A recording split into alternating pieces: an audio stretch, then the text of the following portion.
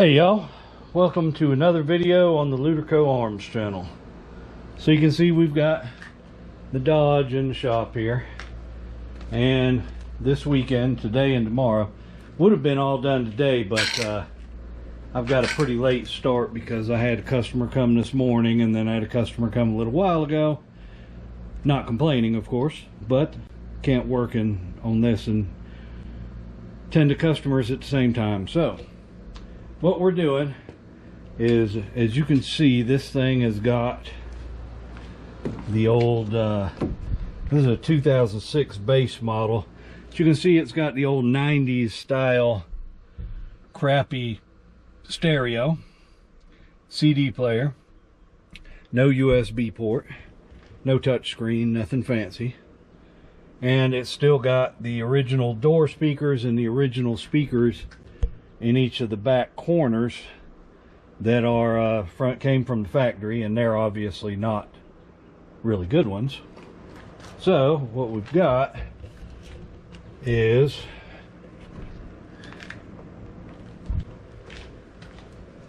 a box of stuff here. We got a Pioneer stereo touchscreen thing, and we got an Alpine amp, some JBL replacement speakers, and that thing over there sitting on the chair is a Pioneer 10-inch subwoofer. So we're going to put all this stuff in here. So I've already got a little bit of a start. This is a 4-gauge cable that I've got run through the dashboard that's going to power the amps. So we have the Alpine amp, that's going to be for the door speakers and the back speakers, and then this subwoofer has an amp built into it, so we got to run power to it. So we got this 4-gauge, and you can see I've got a inline fuse holder in it, and I've got it protected, and then it goes, let's see if we can get this where you can see it, right up in there.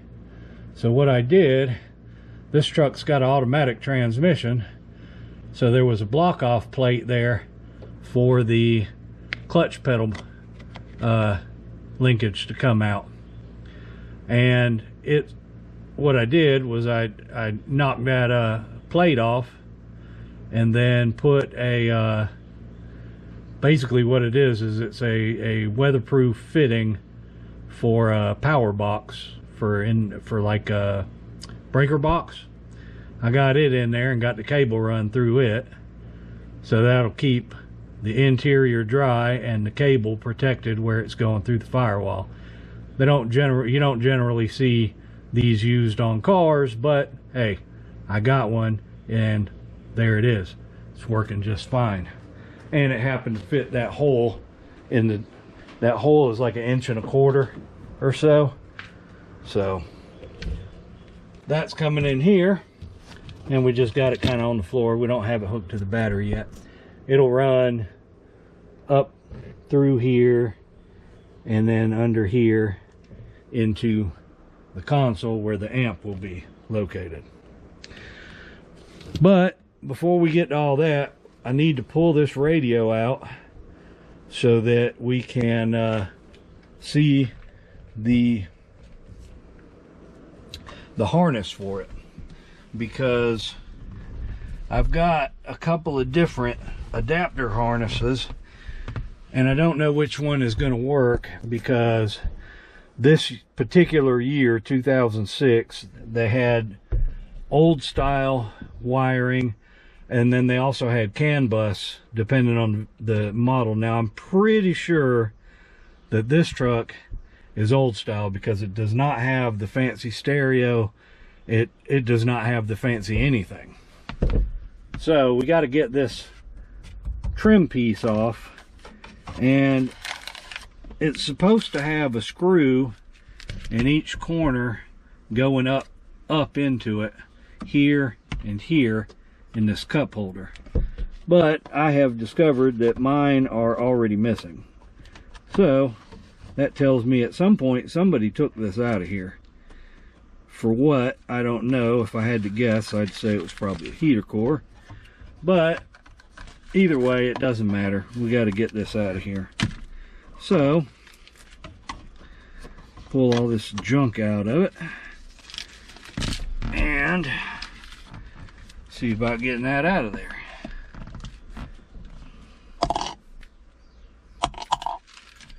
So we got 2 screws out, and after that this thing should pull out. It's got clips like everything, plastic, you know, like trim type clips, and you can use a tool like this to help you pull it out. But I'm not having a lot of luck there. And I cannot find, I've got a whole set of this stupid plastic tools, but I can't find it right now. So there we go. You can use a screwdriver, you just got to be careful what you're doing. So this, we should be able to pull this out away. There we go. And then as we this out, so we got an air vent that we're gonna have to put back on. So now let me move over to the other side so I can show you.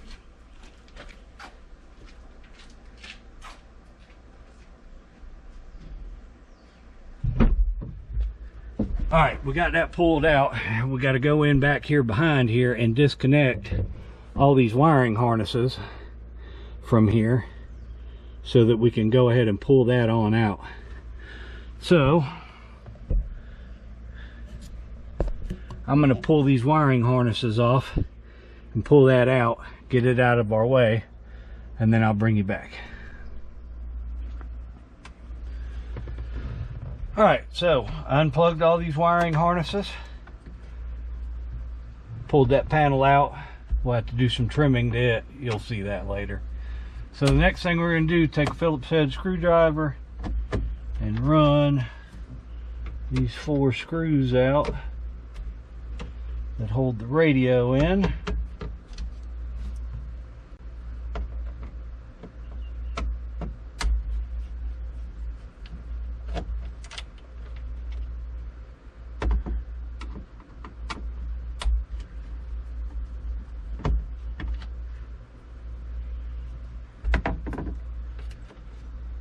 And then we should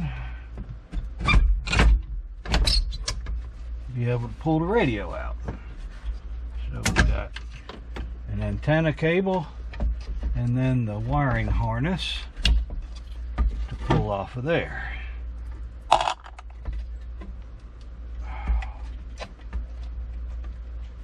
There we go. All right. So now that that is out of our way, this is the harness we're going to be concerned with. And in my case, what I've got to figure out is which wires I need to hook up for the new stereo. So I need the 12 volt constant and the 12 volt switched. Constant for the memory, for the radio memory, and switched for turning the radio on. Gonna need those. I don't need any of the speaker wires because I'm going to be running new speaker wires from the amp and the console out to each speaker. Ground, maybe the dim, we'll see. But every situation will be different on this wiring harness. So they sell adapters that plug into that and then have the wires on them that you can wire up to your radio harness. I'll show it to you, but I'm not going to do a step-by-step on wiring that together, and the reason being is depending on which factory radio you have, or if you have the Infinity system. Also, if you have steering wheel controls, which this truck does not, but they did have that on 2006 on some 2006 models. So if you got all that, you know, that it all wires up different. So we'll check that out. And I do know that we're going to end up losing this pocket right here, because the new to fit a double DIN touchscreen in here, you're gonna end up losing that pocket, but we'll get to that. So what I'm going to do now is start looking at some harness diagrams and figuring out how I need to wire up this Pioneer radio that I've got, and I will bring you back once I have that harness built, show you what it looks like. Like I said, there's not really any sense in me showing you how to build that harness, because it's going to be different for every application depending on what you're using. So I'll be back once I get that done. Good morning, y'all. Alright, I am back up here. I have finally got this figured out for how to wire this radio up. And it's weird because I've installed hundreds of radios over the years, but it's the first time I've ever had to deal with this CAN bus on this 2006 Dodge. So let me see if I can explain this without botching it up too much, so in case you're running into this same problem.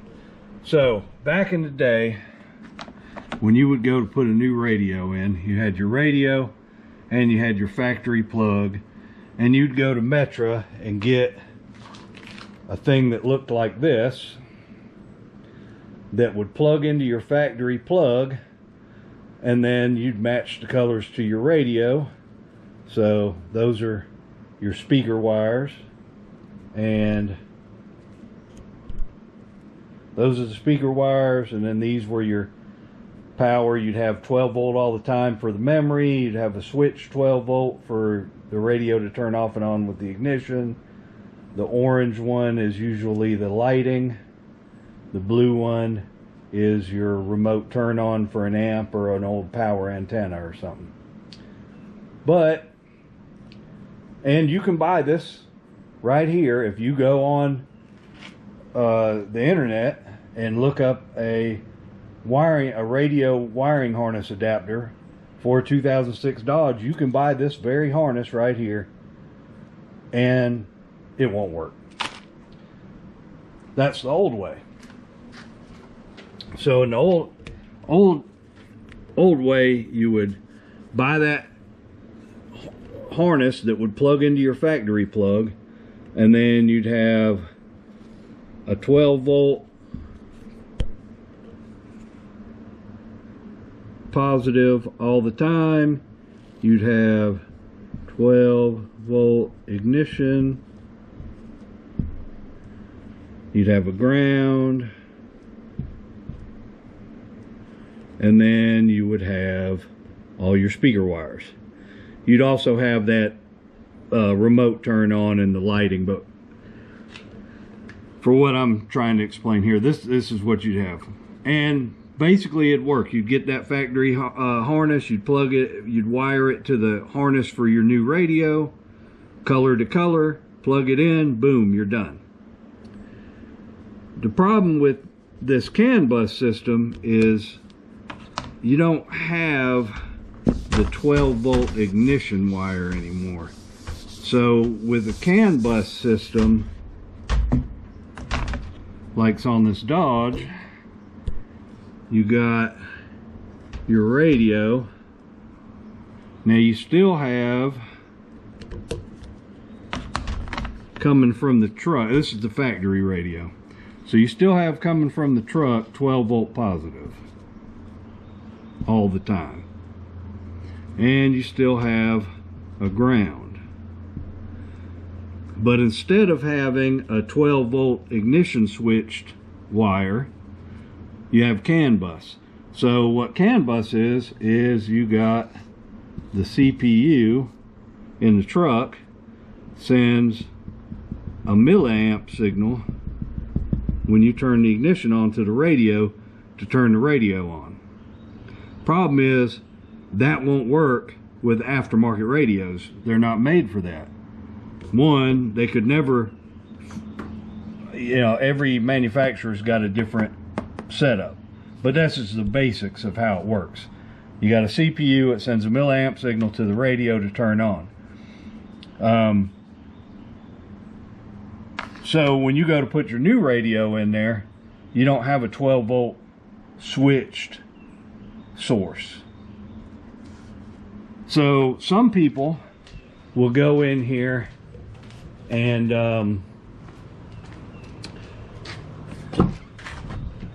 go to this wire right here, this pink wire on the plug for the cigarette lighter, because it turns on and off with the ignition. But the problem with that is it's also being controlled by the CAN bus in a sense. So it's getting its power. This thing has retained accessory power, which is when you turn the ignition switch off, all the accessories stay on until you open a door. Well, that's also controlled by CAN bus. And I was last weekend, when I was the first part of this video, I thought about doing it that way, but then I got to reading some online, and some people who've done it that way have run into a problem where it works fine for their radio, but if they try to use the cigarette lighter to plug something in, it starts turning on and off, and they think it's something to do with the computer. Well, I didn't want to run into that because I plugged my Garmin into that cigarette lighter. So we're not doing that. So what you got to do is they make a CAN bus adapter, and you can get it online. It looks like this. So it's a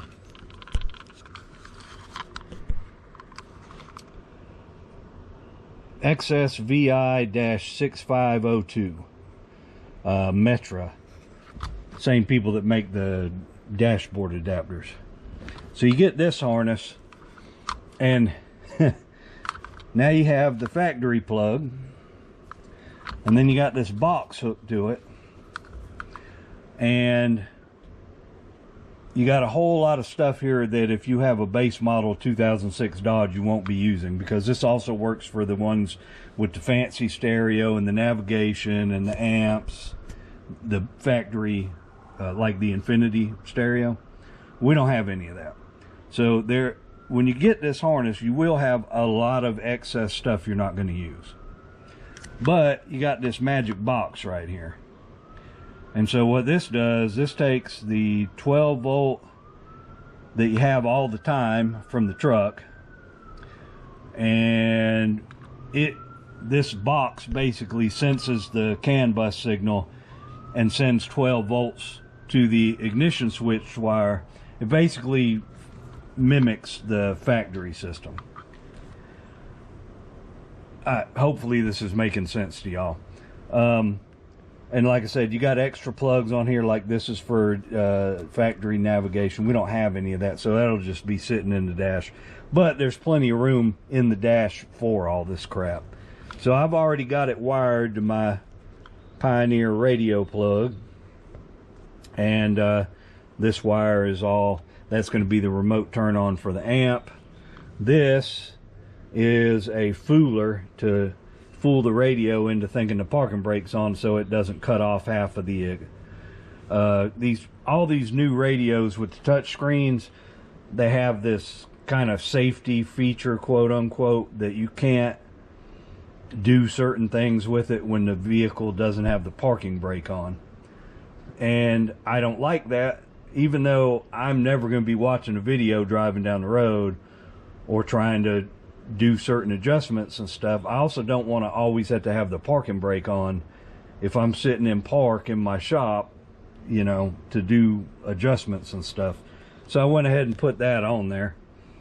And basically, if you've got a standard, you know, this base model, you'll have three wires: the yellow wire, the red wire, and the orange wire. Orange wire is illumination, so that basically dims the screen when at night when you have the headlights on. So and you got the red wire and the yellow wire.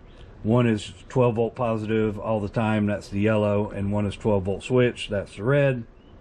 We're getting the 12 volt switch from the little box here.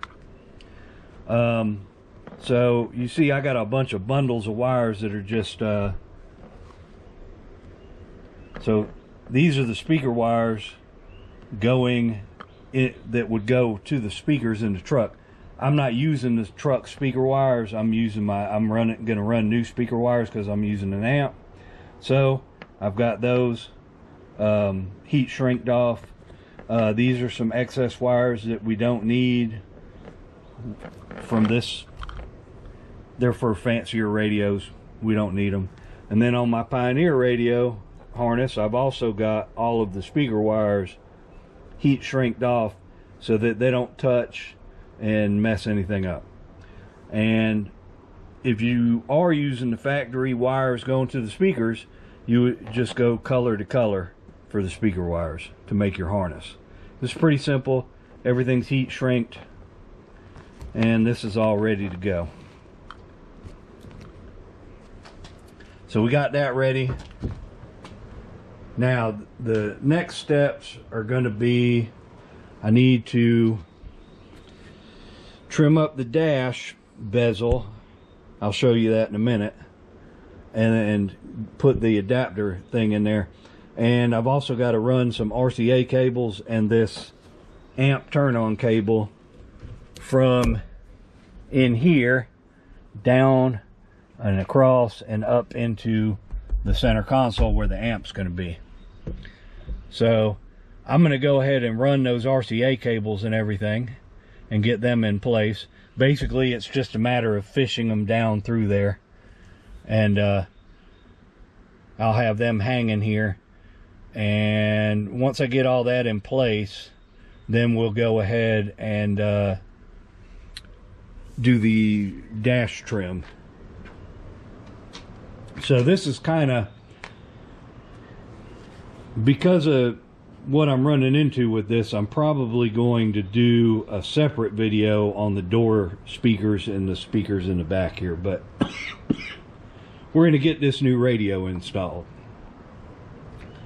So now that we got our setup here, we can move on to the next step. So let me run those RCA cables and stuff real quick, and then I'll bring you back for the rest of actually installing the new aftermarket radio. All right, y'all. So now I've got all of my stuff run. So if you're just installing a radio, you won't have all these RCA cables. Those are going to be for my amps and stuff. But what we do have is this plug right here, which is the plug that goes into the Pioneer radio from all of the, let me get the light up here where you can see, and you can see back in there we've got that harness that I built earlier. So now we're ready to trim the dash piece so that we can install this radio. So let's go over here to the work table.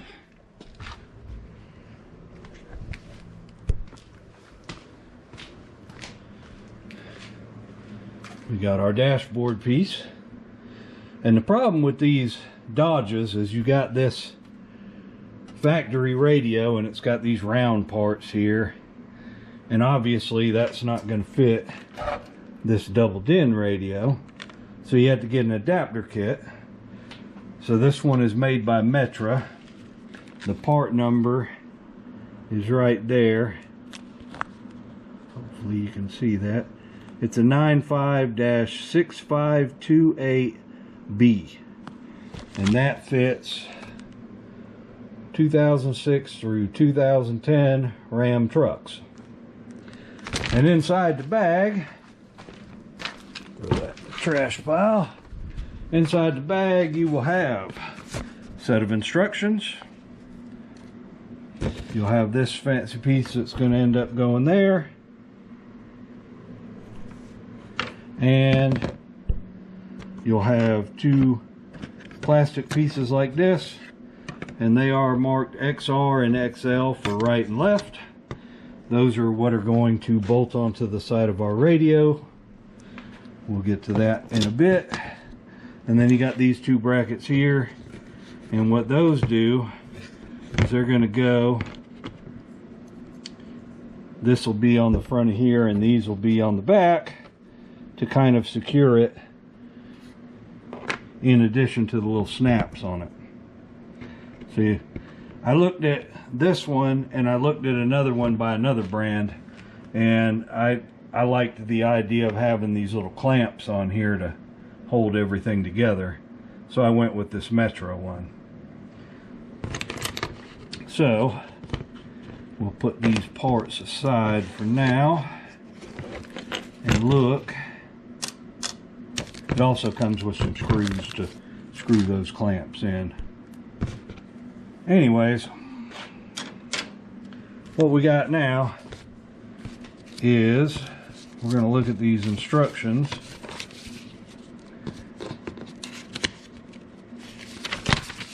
Which I looked at earlier, obviously. But it tells you how to take the dash piece out, which we've already done, obviously, because it's sitting here. And also if you've got the fancier stuff, but we don't. So then we're going to get to kit assembly. Basically what it boils down to is we're going to have to cut this bar out. You're no longer going to have this little storage cubby. I never used it for anything anyway, so I don't really care. So we've got to cut this piece out, and then we've got to trim these sides back. It says here 1/8 of an inch. Basically what you've got to do is get those sides trimmed back so that this fits in there. So first things first, we're going to cut this bar out of here. Let's see if I can get this all set up. Alright.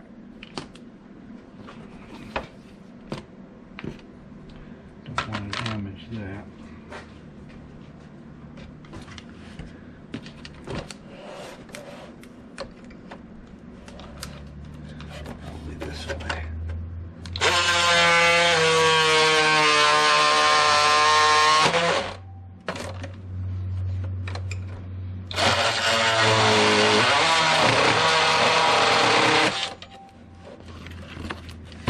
Alright, that's gone. Guess now would be a good time to point out that if you're going to put an aftermarket double din radio in one of these Dodges, you're not going to be able to go back to your original without replacing this whole piece. So what I'm going to do is take their piece here and see. So it looks like if we just take out that edge, it's not going to take much. I think I'm probably going to get a file and do it because I don't want to take out too much. So let me go grab a tool and I'll be right back. Alright, now I got this. I'm going to trim up these sides. Hopefully it won't take too much.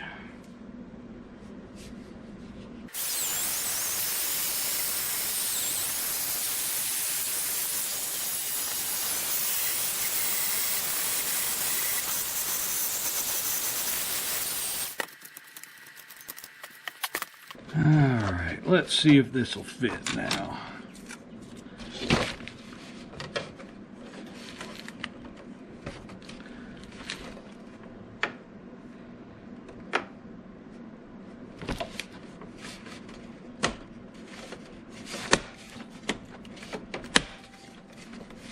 There we go. Just like that. So now it looks all factory. Clipped in there like it should be. You don't want to take too much. 1/8 of an inch isn't a lot, so be careful when you're trimming it. Don't go too far. So now we got these clamp pieces that have to go on the sides here, like that, and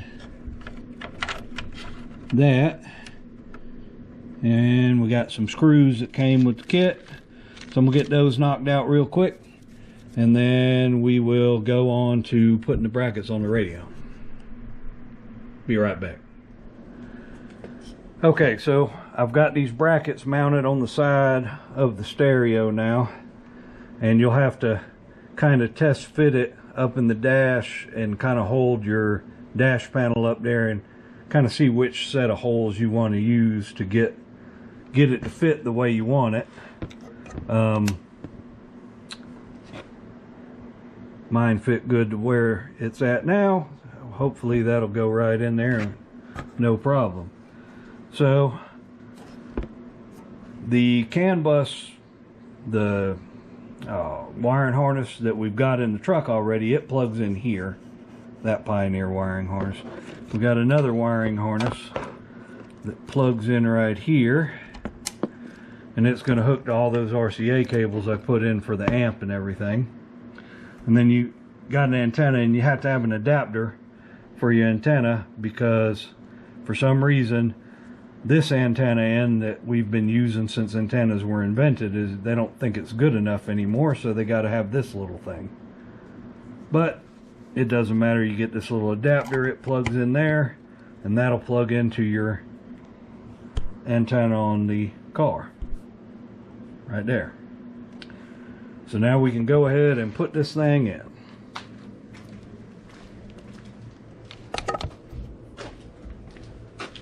We'll come over here, get this set up real quick.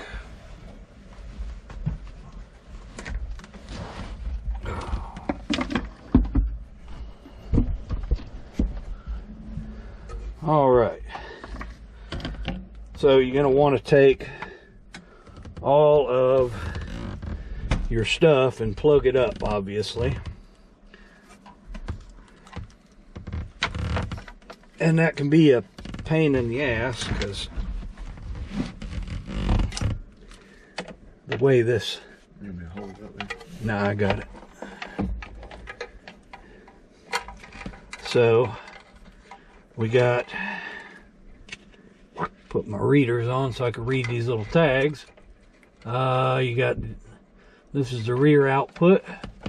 So I'll find that one and hook those together. Now if you're just putting a headset in and you did all the speaker wires in the other harness, you won't have to plug all these RCA cables in. I just have to plug them in real quick because they're for my amp that's going to be running my speakers. Those plugged in, and then this will plug into the subwoofer. There we go. So those are all plugged in, and the other couple of plugs there for a rear view camera, which I'm not going to be using. So then you got your antenna plug right here, and this little adapter will plug into it like so. And once you get all that hooked up, the last part is this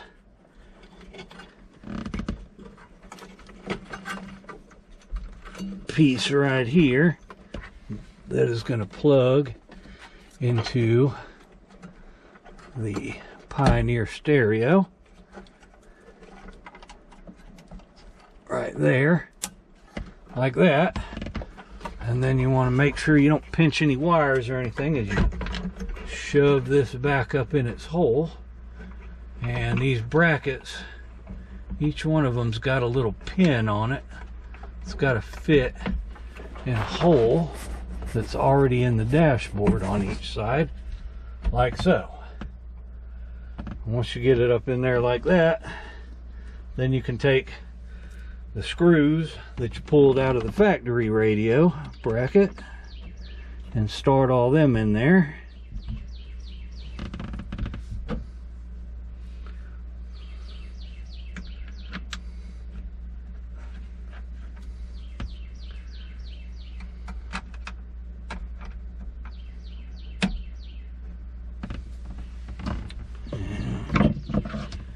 Screwdriver.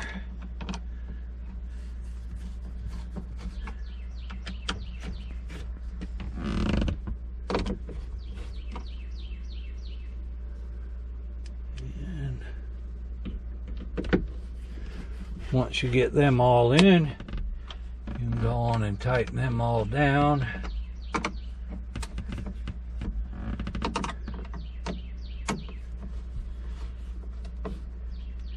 And you're in. So before I go any farther, I'm going to take the key and make sure that this CAN bus thing works the way it's supposed to. Oh crap. Of course I don't have the key on me. I swore I brought it with me this morning. Alright, so I've got to go get the key. I'll be back. Alright, I got my key now. And turn the ignition on. Comes up. Obviously there's not going to be any sound because I don't have the amp and the speakers hooked up yet. But most importantly, it comes on and it turns off. That's what that CAN bus adapter did. So now that we got that in there and we know it's working, we can go ahead and get our dashboard put back in, which basically is going to consist of hooking all these wiring harnesses back up on the back of it and getting it, of course, past the shifter again, which without busting anything. So let's see how that goes. Move camera back some so that I'm not knocking it around. Getting this done. That up like so. All right. So when you go back with this, basically you just plug in everything back in where it was before.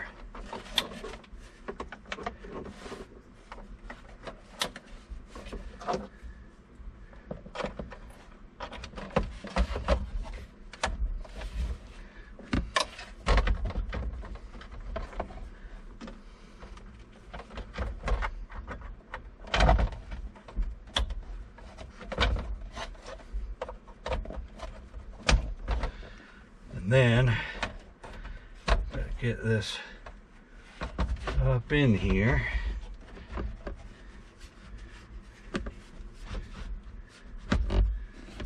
And